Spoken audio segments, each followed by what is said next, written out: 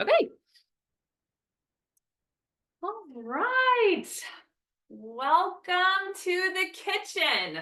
My name is Megan. If you don't know me, I am the manager at St. Jude Wellness Center, and I am a registered dietitian. And my background is in culinary nutrition. So I love healing our body with food and seeing what we can do with food. So if you were with me in my last webinar, which was 2 weeks ago, we talked a lot about the power of plants. And so this is kind of the next step of that, is taking some of that information about plant foods and applying it to real live cooking, real live meals, and recipes. So we're doing 4 different recipes today, and we're going to be bouncing around a little bit. So you're going to have to hang with me as I literally move my camera to the stove, and we'll do that a little bit later. We're going to stay here for a bit. And yes, I will send you the recipes. Yes, this is being recorded. If you have questions, put them in the chat and I will get them at the very end unless I can see them from here as they pop up. So don't worry, I definitely will get to the questions. So just type them in the chat so that you stay muted and we don't have conflicting sound. All right, so everything today is going to be a plant food. And or a plant alternative. So we're going to be looking at not meat alternatives necessarily. That's like a whole nother topic. But we're doing high protein meals, recipes, snacks that are all plant-based completely. So actually today is all vegan plant-based. I know if you were in my seminar, I talked a lot about how plant-based can mean a lot of different things. Sometimes it includes eggs, sometimes it includes fish. Today is 100% vegan.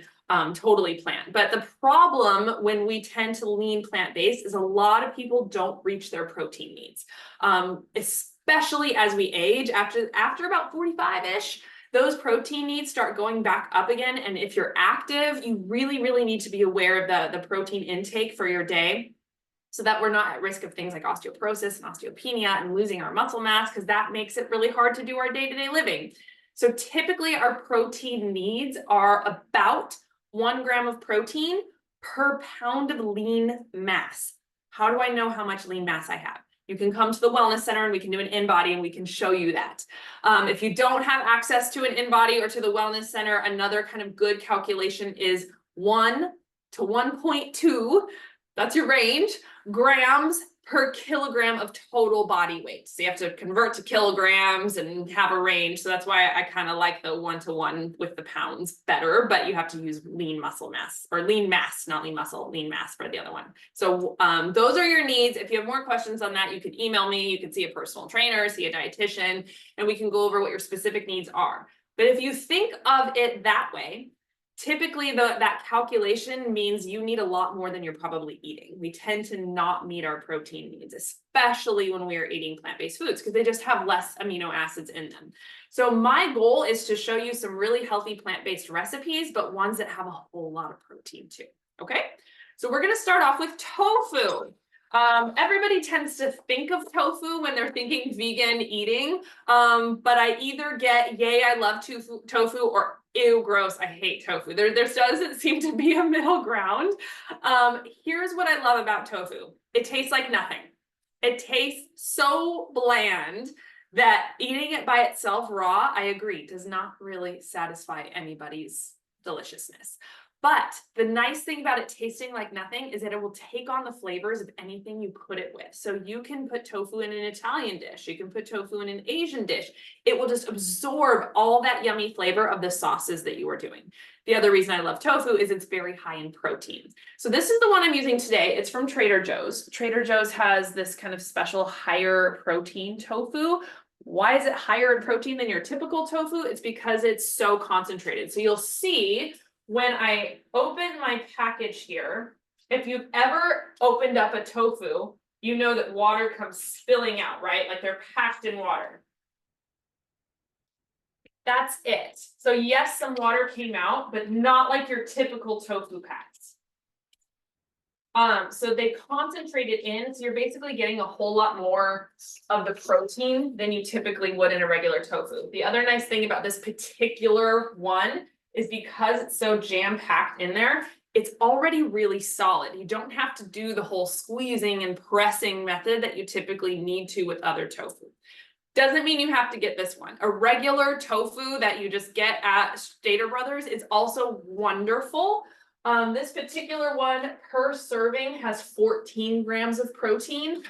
Other tofus are usually going to have somewhere in the range of 10 to 12 maybe grams of protein. So we're not talking huge leaps and bounds more protein in this one, but it is indeed more. And if you're really struggling to get protein in, that could be a bonus. Plus, like I said, it's easy to use because you don't have to squeeze and press and get all the water out like you typically do for other tofu.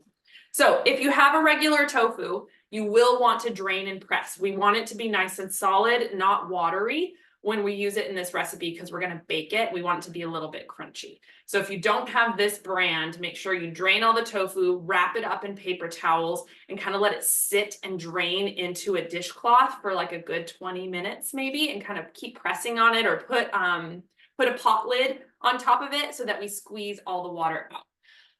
Is it easier to get this type of tofu crispy? Because yes, exactly. So, and that's what we're going to do. We're going to bake this tofu and we're going to bake it in a way that we get kind of a crunchy outside, which makes it that much yummier. And then we're going to make a sauce. Where's my knife? There it is. So we're just going to cut up our tofu, and this is totally up to you. You can do it in strips. You can do it in big fat squares. I kind of like to cube mine for this particular recipe because that way I get more crunch per bite in the little cube squares. So I just kind of line them up like this and turn into squares.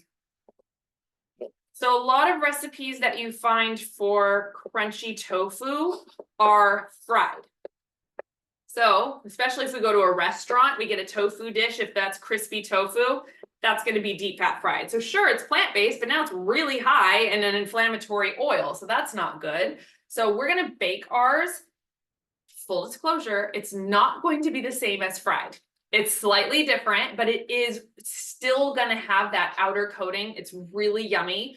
Not quite as crunchy as a deep fat fried. So if you've ever done, fried fish sticks versus baked, it's slightly different.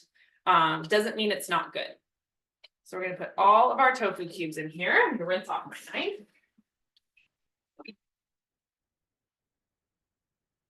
Here are the key ingredients. One is a starch. You can honestly use any starch you want because all starches are going to be plant-based starches. My hair on me. I really like arrowroot. I always have a big container of arrowroot just because it's not quite as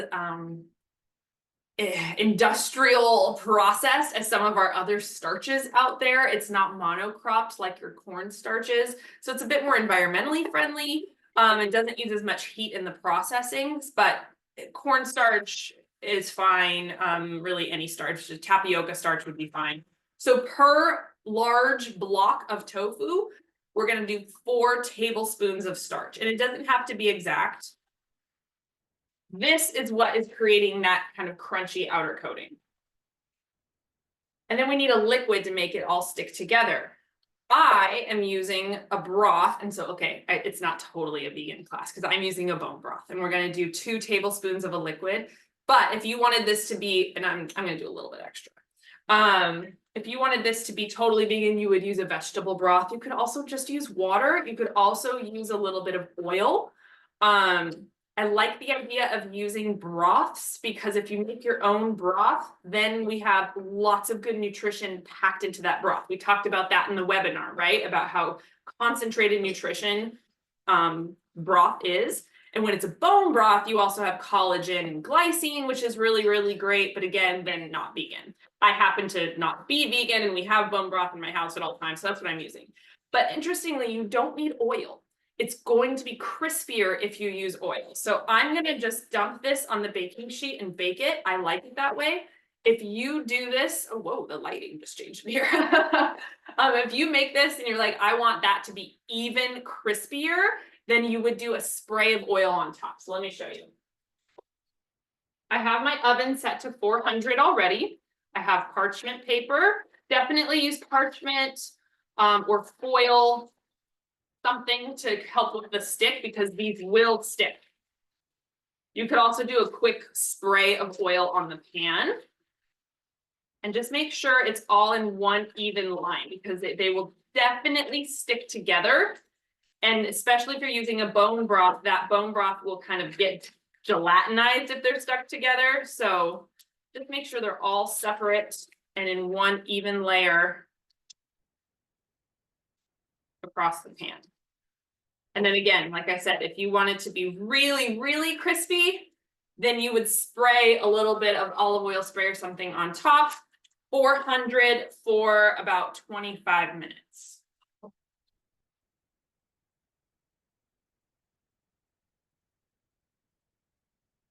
And because I like you guys so much, I did some pre-prep because I know you don't want to just sit and wait for 25 minutes for tofu to come out of the oven. So I already did another batch earlier, also because my family's going to be eating this for dinner tomorrow. So I'm pre-prepping and we barrel through crispy tofu. Like my kids will eat an entire block themselves. So 2 blocks is fine for me. But you can see, so this I made a little bit earlier. It's at 400, everyone, 400 degrees. See how like it's nice and brown, and you're not here, so you can't really feel it, but it is nice and crispy. Not as crispy as deep fry, but it does have a coating to it. Okay, and you can see some of those pieces that I got lazy and they weren't separated. They kind of stick together a little bit, which is also fine. Okay, and this will keep in the fridge a day before it starts to kind of get a little bit mushy. So I wouldn't pre-prep this more than 1 day in advance. But what I'm going to do with this is I'm going to make what we call firecracker tofu, but it's basically a spicy stir fry. So we're going to make the sauce for that right now. Again, always kind of infusing ways to make life a little bit easier, right? And do some meal prep. So let's make our sauce. We're going to do some ginger. If you don't have this tool, buy it or ask for it for a gift. It's a microplane and it's awesome. You can do zesting of fruit. And remember, again, in the seminar, we talked about how that outer coating of a citrus is so, so healthy for you. So we want the good zest, but you can also get nice small pieces of ginger. Instead of having to cut up all those tiny, tiny pieces of ginger, you can just grate your ginger for your sauces. I know it's hard to see in the video, but we are getting quite a bit of ginger there.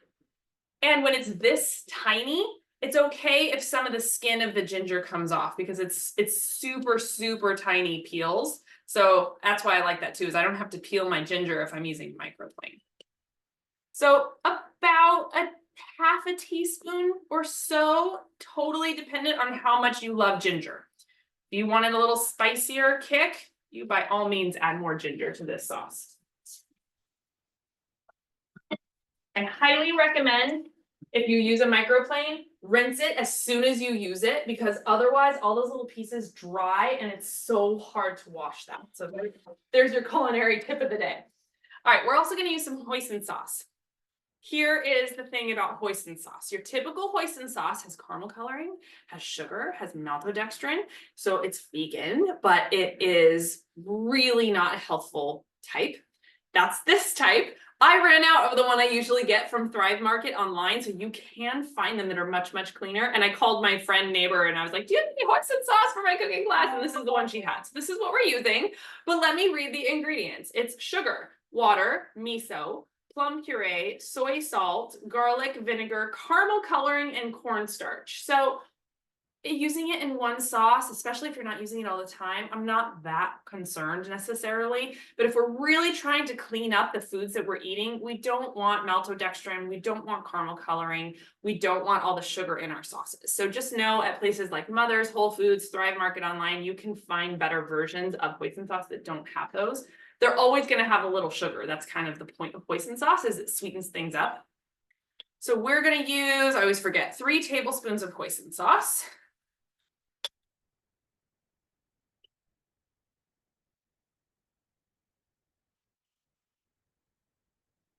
Okay. And we're going to use some tamari or liquid aminos or soy sauce.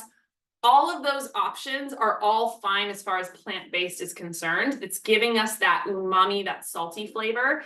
Here's why I try not to buy soy sauce, is because typical soy sauce is soy and wheat fermented together. So you get an extra dose of gluten when you don't necessarily need it.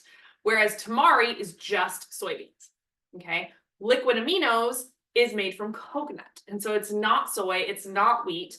Doesn't necessarily make it any healthier than tamari, but if you have an intolerance to either any of those things, or let's say that you have a hormone-based cancer where you're trying to kind of limit your soy, but you want to have some tofu sometimes. If you're using a lot of soy sauce, that could be a way to eliminate extra doses of soy is by getting a coconut aminos. Okay, so we're going to do about 1/4 cup, and I just eyeball it, of that. I'm going to do some rice vinegar, about 2 tablespoons. You could also use lime juice here, anything kind of acidic. Obviously, I am not being perfect in my measurements. It's totally okay, especially for sauces. This is the fun part. So I'm going to use ketchup. You could also use chili sauce. So if you look up firecracker tofu recipes, you're going to find that they use chili sauce here because it's spicy. I have a 2- and a 4-year-old that don't love spicy, so I swap it out for ketchup, and you're still going to get that kind of sweet, salty, somewhat savory flavor profile without the spicy. So that's a good alternative. Ketchup, though, is another one of those condiments that can often be a secret culprit of lots of ingredients we don't love. So make sure you find a brand that doesn't have a lot of added sugar. Primal Kitchens is one of them. That's what I use. But there are other brands out there now, especially if you go somewhere like Sprouts. I always forget how much I need. About 1/4 cup, which is about 3 tablespoons. And then what we usually do in my household, because my husband and I do like spicy foods, is we'll just add a little bit of chili sauce on top. Okay. Stir that sucker up. And this is easy to double, to triple. So now I'll tell you what I already did earlier in the week. I made an instant pot batch of jasmine rice, and I always get organic when it comes to rice so that we kind of can help limit some of the arsenic exposure. I cooked my jasmine rice in a mix of broth and coconut milk. So I did 2 cups rice with 1 cup broth, 1 cup coconut milk in the instant pot. And that only takes like 5 minutes to cook. And now I have this kind of coconutty flavor. I have nutrition and healthy fat from the coconut milk. I have a healthier rice because I added fat and protein to it. So I'm lowering the glycemic index of that rice, which is often where we can get into trouble if we're eating plant-based. We're eating a lot of carbs sometimes. So now I have the broth gave me protein, the coconut milk gave me fat, lower the glycemic index of my rice. Just going to do an easy stir fry of vegetables, maybe some mushroom, maybe some bok choy. Throw that all together with my sauce and my tofu, heat it up until the sauce kind of starts to bubble and thicken. Boom, we have dinner ready to go, firecracker tofu. So this was really easy. We're going to eat this tomorrow because I have all that stuff ready to go. All I have to do is do a quick stir fry of the vegetables. Okay. So there is our firecracker tofu, yum, and hopefully that's a way that you can enjoy tofu if you are an anti-tofu person. Oh, also, I didn't mention it, but you can add any seasonings you want to that tofu. So you can do like smoked paprika or Chinese 5 spice and really doctor up the flavor of the tofu itself. So there's that one. We're going to move on over to a dip recipe. Wipe off my board here. Okay, so hummus. I want you to, obviously we're not in person, so I can't ask for a raise of hands, but think to yourself, why is hummus good for you? Most people say it's because it's a good protein dip. It's a dip that's good high in protein. And that would be false. Hummus is a great source of healthy fat and actually a little bit of fiber, and it's a tiny bit of protein, but really it's more of a fat source, healthy fat source, than it is a protein source. And again, we're looking for how can we infuse protein into our lives if we're eating plant-based. So where we can do that is by changing up the bean that we're using in our dip to lupini beans. Have you ever heard of lupini beans? This is one brand, lupini. You can buy lupini raw or like in cans, but they're harder to find. I find that I actually have to buy them online. This brand, Brahmi, that's their whole company is lupini beans, but they really sell products of lupini beans. So they sell these like snack packs of pre-cooked seasoned lupini beans. They sell lupini bean pasta. So I actually ran out of my raw. I thought I had some more in my pantry and I didn't. So I just ran to the store and bought some of these. This is a more expensive way of making this dip. I would recommend if you love this dip, buy some just lupini beans in a jar or a can online. But this is a good way in a pinch. So I just bought 2 different flavors. They have Mediterranean medley. They have a sea salt vinegar. I'm going to go Mediterranean for our hummus. So we're basically making hummus. We're just swapping out the chickpeas for lupini. So why am I making that swap? There we go. Use your muscles. Because per serving, this whole pack is a full cup. That's a full serving, actually. You're getting 16 grams of protein per serving. A chickpea serving, you're usually getting maybe 6, maybe 7 grams of protein. So double to sometimes triple the amount of protein in these guys versus a typical bean or legume. Way more than a typical nut. So they're a great snack just by themselves. But now what we're going to do is we're going to significantly increase that protein content of our dip. So I'm just going to put this whole thing in there. Also a ton of fiber, by the way. And because there's so much fiber and so much protein, by the way, I know it says 4 grams of protein, but that's per quarter of this package. So 4 times 4, 16. Also, because of the high fiber and the high protein, you have a really, really low glycemic index. So if you're someone who maybe is plant-based and keto, so I might be talking to some of my people who are looking at cancer recovery, or just you're wanting to bring your blood sugars down in general, this is a great, great option to still get beans in your life, because sometimes beans are so high carb. If you're following keto, it's hard to do that. So lupini beans are like your #1 staple, especially if you're low carb and plant-based.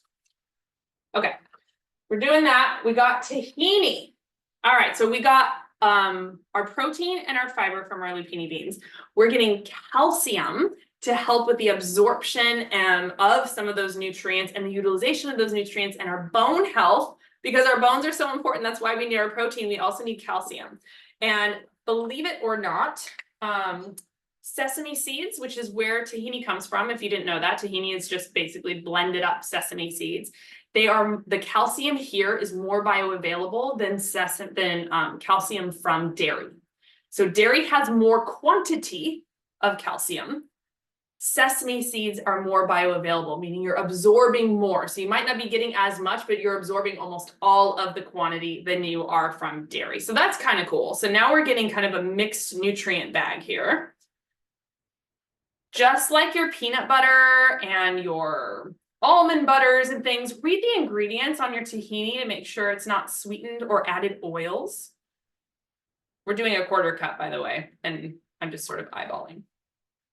So yes, it's nutrition, but also what the tahini does here is it helps to cream up the lupini beans.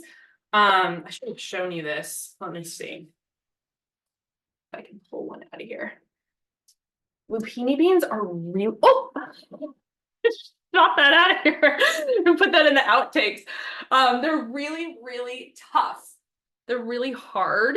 So what we're actually going to get a texture out of this is more like a tapenade. It's going to be a little bit textury. There's going to be little bits and pieces in it. So the tahini helps creamify it. So from a texture standpoint, it's going to be more like hummus because of the tahini, which is a good thing. But you could also ditch it if you really like it as a tapenade, and you can add olives to it and sun-dried tomatoes to it, and that would be just this yummy tapenade type of thing too if you didn't want a hummus. I should try that next time. I just came up with that. All right, we're going to do some onion powder. So we did a cup of lupini beans. We did a 1/4 cup of tahini, about a teaspoonish of onion powder, and about a 1/2 teaspoon of paprika. Ideally smoked paprika. And what happened to my Italian herbs? You could do garlic here. And I mean, the sky's the limit as far as what flavors you want in here. I'm just doing some Italian herbs. And then we'll do a little bit of sea salt. I had all my stuff set up for our pasta that we're making in a little bit. All right, and then we got to make sure that it does cream up enough. So we're going to add a little bit of olive oil. I just found this olive oil at Mother's Market. It's garlic infused olive oil. How fun is that? Always make sure you're getting cold pressed extra virgin olive oil. 2 to 3 tablespoons, again, give or take. And just for flavor, We're gonna do about a tablespoon or two of lemon juice, which I always have lemon juice in my fridge for stuff like this. The acid also helps us to break down and absorb the nutrients that much better. It helps us break down all that fiber from the zucchini beans. So it's not just a flavor profile, and we're getting vitamin C from the lemon. All right, lid on, earplugs in. Let's go.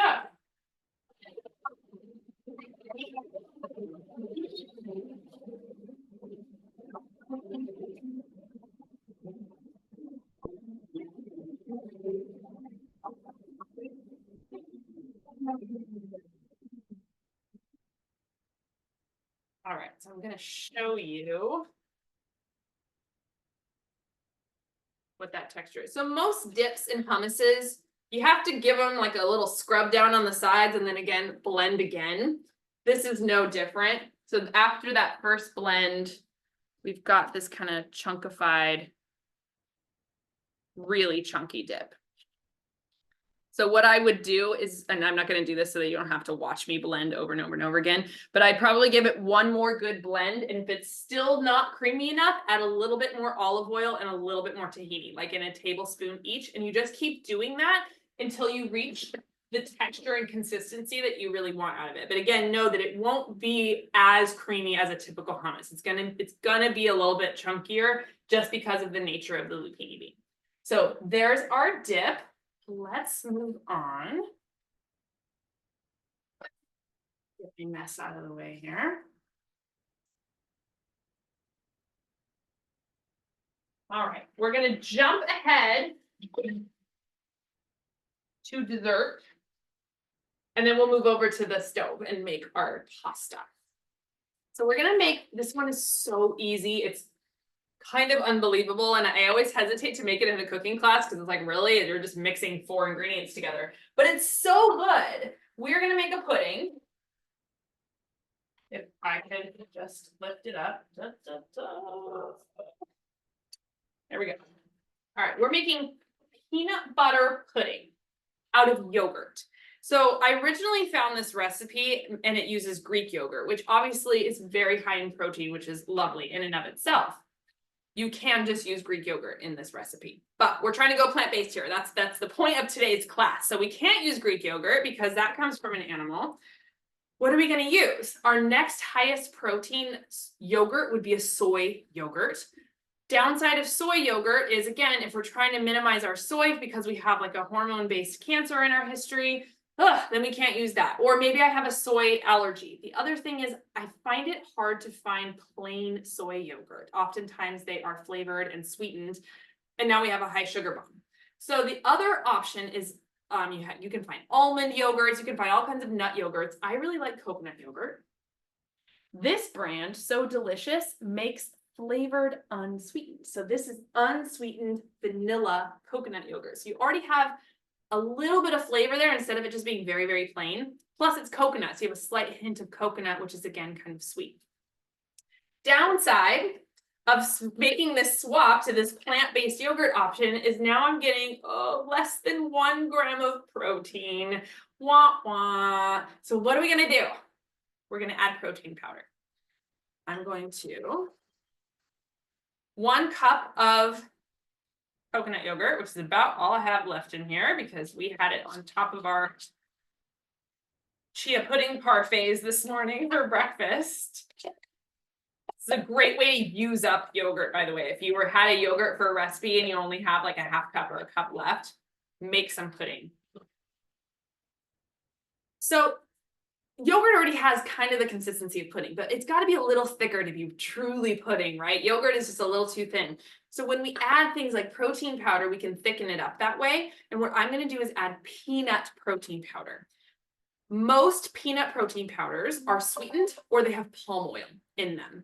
I don't know why they do that. They do though. And so like your PB2s and your PB Fits, yay, they have protein. Yay, they're a good way of getting, peanut in, but they often are not super great in their ingredients. I found this one, peanut butter protein powder by NorCal Organic. I buy it on Amazon. It's in a big old bag. It lasts forever. You can reconstitute it into a peanut butter But you can also make stuff that tastes like peanut butter without the fat of the peanut butter. It's just the protein. It's like a protein isolate. So I'm going to add a full 4 tablespoons of protein powder that is peanut to my yogurt. Stir that up a little bit. Oh, by the way, so per 2 scoops, 11 grams of protein. So I just added 4. So I just added 22 grams of protein to my yogurt. So granted, I would probably split this into 2 servings. But man, if you were super hungry or this is a meal and not just a small dessert for you, what an amazing way to get tons of protein from a very, very simple dish. This would be a really great bedtime snack if you are someone who just really craves something sweet in the evening. We don't want it too close to bedtime because we do need to be able to digest our food. But you're getting that sweetness, and I'm about to show you how we're going to add chocolate to this. And so then we're getting magnesium, which also helps promote our melatonin. Oh my goodness, what a great way to get a good night's sleep having this, 2 hours before bed, hour and a half before bed. So not exactly a bedtime snack, but. All right, now we're going to add 1 tablespoon of milk. In our case, we're using macadamia nut milk. We're using a plant-based milk. Any of your favorite plant-based milks, but ideally unsweetened. I'm using the same milk in our pasta in just a bit here. It's macadamia nut milk. Why do I use this as my favorite plant-based milk? Because it has a good source of fat in it. And it's not super high carb. A lot of our plant-based milks have a lot of sugar in them. So this milk is creating that creamy texture that we love in pudding and giving it that kind of milky taste that pudding has. And now we're just going to add a little bit of sweetener. I am using date syrup. We want to make sure we're choosing a low glycemic sweetener. Use our muscles again. So you definitely could use a no glycemic sweetener like an allulose or a monk fruit or a stevia. I kind of just prefer the taste of more of our syrups, like the ones that have a little bit of a sweetness to them.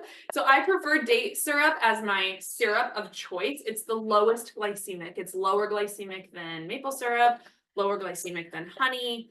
It's still going to give you a little bit of a blood sugar bump, but not a lot. So it's not keto. You could probably make it keto if you used a very, very little bit, but it still has that syrupy taste. And a little bit of vanilla just for kicks. The vanilla is not mandatory, especially if you're like me and don't want to spend $30 on a bottle of vanilla, but it does give it a little boost.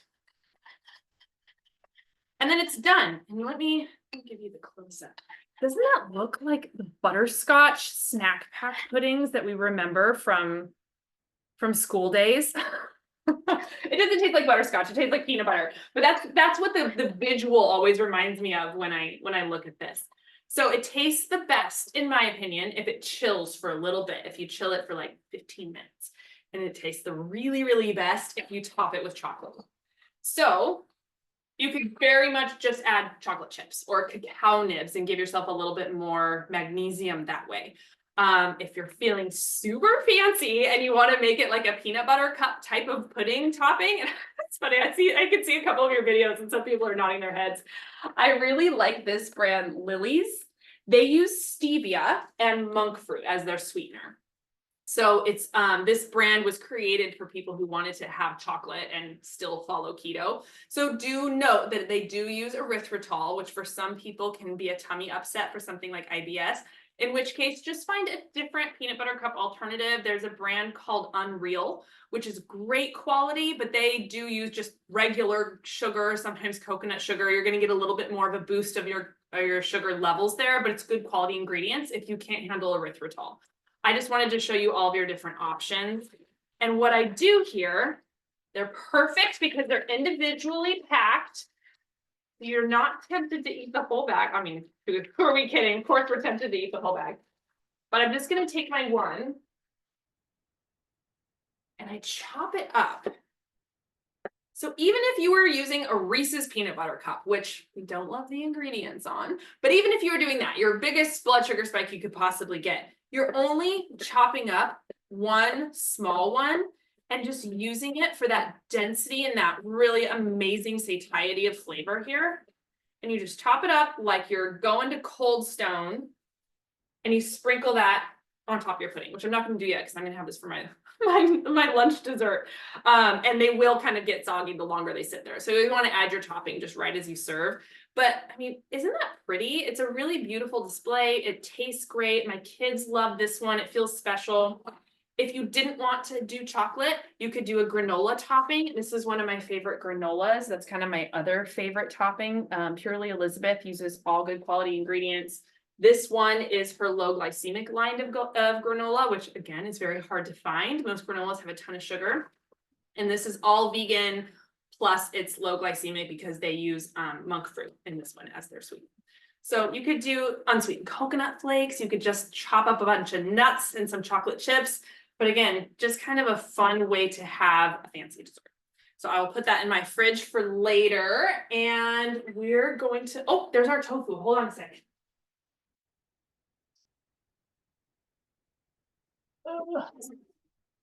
We have one more recipe to do, but I wanted to show you the tofu.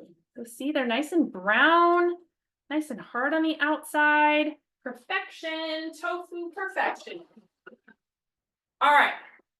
We're gonna move locations. So hang with me here while I move us to the stove. It's like a rotating dinner. Remember those when we were kids? We got to like have appetizers at one house, and then you'd go to your next neighbor's house and they'd have the next course. Should do that again. Traveling dinners. That was fun. I'm still here. I'm just getting my light so you're not having to see darkness. Dun, dun, dun.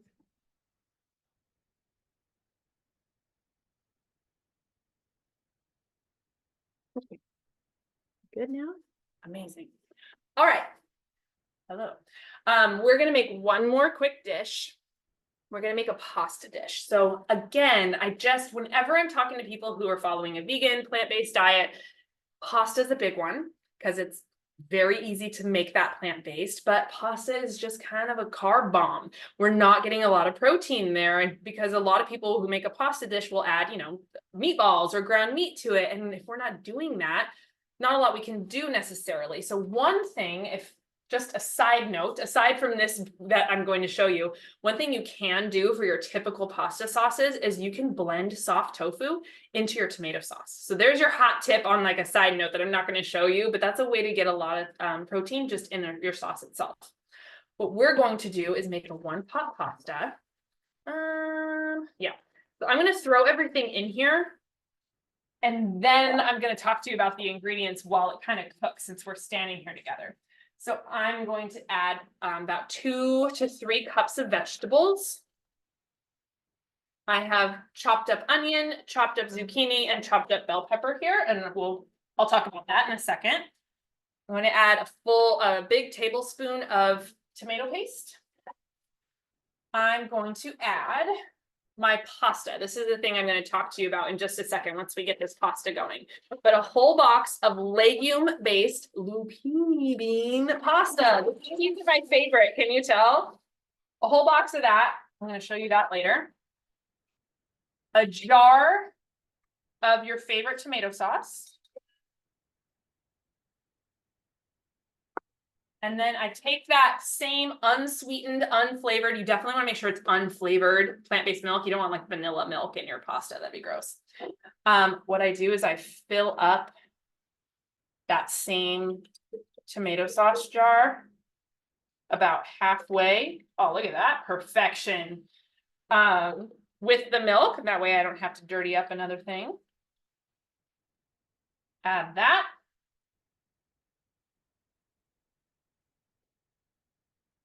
We're going to add 3 tablespoons of nutritional yeast. Again, don't worry, I'm going to go over ingredients while we stand here and stir this. Just want to get it going. Let's add 4. I love nutritional yeast. Does anybody else love nutritional yeast? It's just so yummy.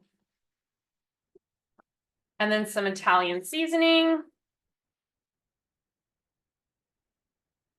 I don't think I've ever made this recipe the same way twice, by the way. I always add a different vegetable or more garlic powder. And then our salt and our pepper.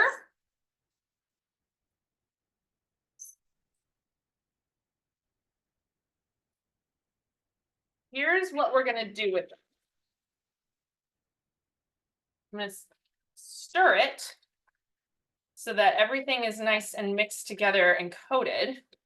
So you can see that.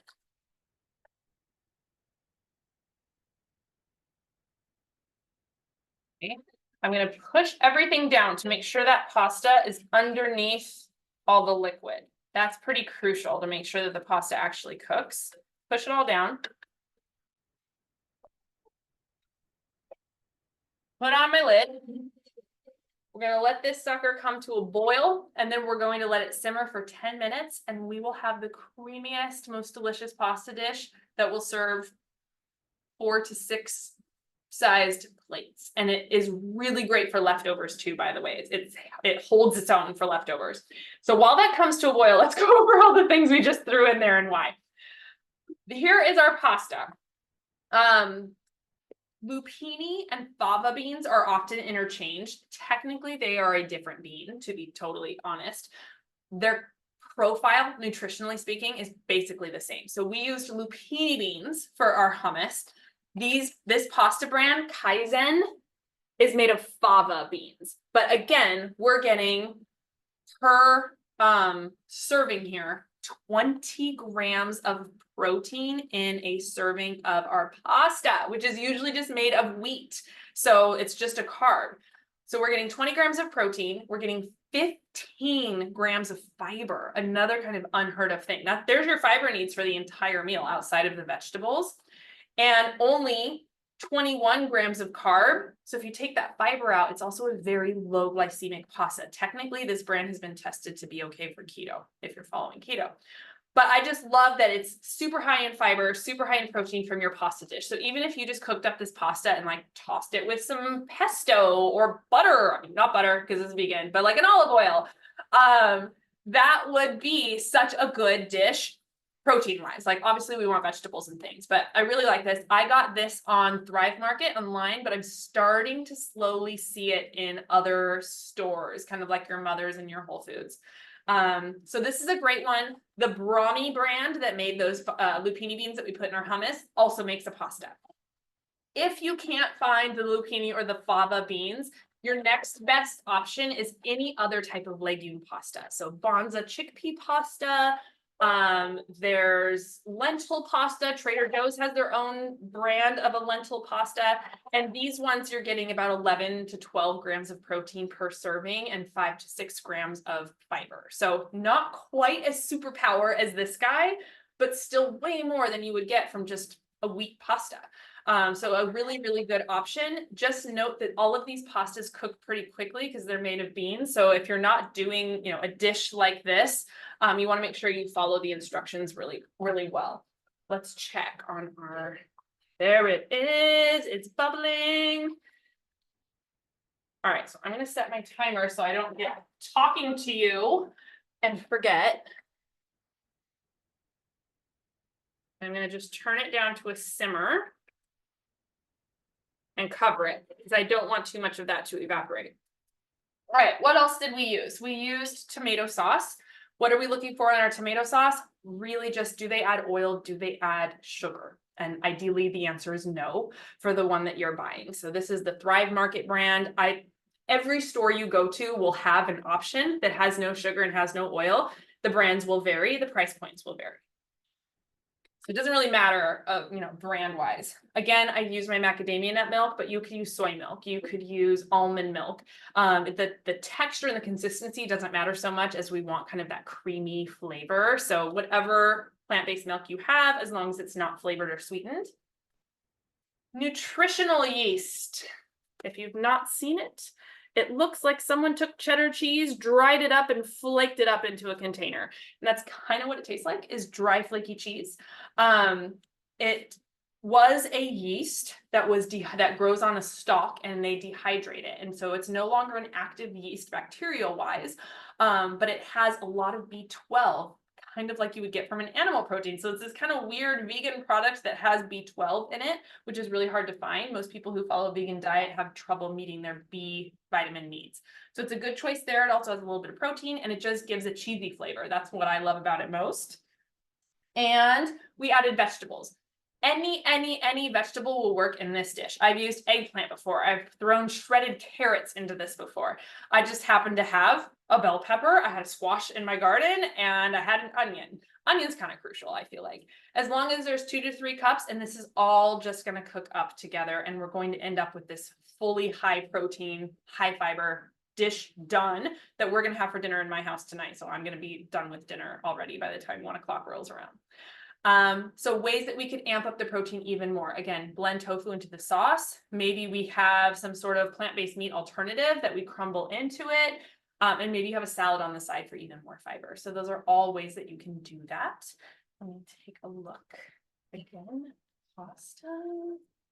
And it just gets really, really thick and creamy. Not there yet. Still needs 7 minutes. So we made today, while this cooks, we'll kind of do our Q&A and our summary here. We made a pudding that is going to be delicious in about a half an hour for me, but something that you could batch cook as well. If you just know you have a sweet tooth, you can make a bunch of that pudding. We made our tofu that's coated, so it's not quite that same raw flavor, and we made a delicious kind of firecracker sauce that we're going to put over sauteed vegetables and coconut rice with our tofu. Plant-based dinner done. And what else did we make? We made our lupini bean kind of tapenade hummus that I'm going to keep working on to make it nice and smooth, that I can serve with bell peppers, with cucumbers, with crackers, just like a whole grain cracker. It's also really good in things like in a wrap, as in addition to whatever the other protein source is. Maybe you have some tempeh, or if you're not plant-based, you have some turkey or something in there with the tapenade. So there's a lot you can do with those dips as well. And we have our pasta. That's what we did today. Let me see what questions you have in the chat while our pasta bakes. I already talked about temperature and the tofu. Oh, thank you. You're always learning something new, Nancy. Kat, I know. Kat is surprised that chickpeas are not higher in protein. I agree with you. This is embarrassing because I'm a dietitian. I didn't know quite how low they were until I started looking into these pastas that started coming around. So this was long after I got my certification. But when we're in school, we just kind of learn like, oh, beans are a source of protein, and you don't dig into the numbers as much. And I started looking at the products, and yeah, so it's better than not. But chickpeas themselves are about half of what your lupinis and your favas are. Most beans are about half. How much date syrup in the pudding? About a teaspoon. And so that teaspoon of date syrup is going to look like a glycemic spike of about half a teaspoon of regular sugar. It's going to look actually a lot less because you paired it with the protein powder. So the glycemic load of that meal is going to be very, very minimal. But the glycemic index of date syrup itself is about half of typical sugar of typical syrups. Did I answer all of your questions? You guys always have a gazillion. Well, that's awesome. Okay, let's see how far we are, and then I'll just let you all be on your merry way, and I'll send a picture of the final product. Yeah, it's not quite there. It's going to need its full 10 minutes. It's self-care. But it's getting there. It's going to be nice and creamy. And this is another favorite of my kids. Like whenever I make this, they're like, woo, pasta.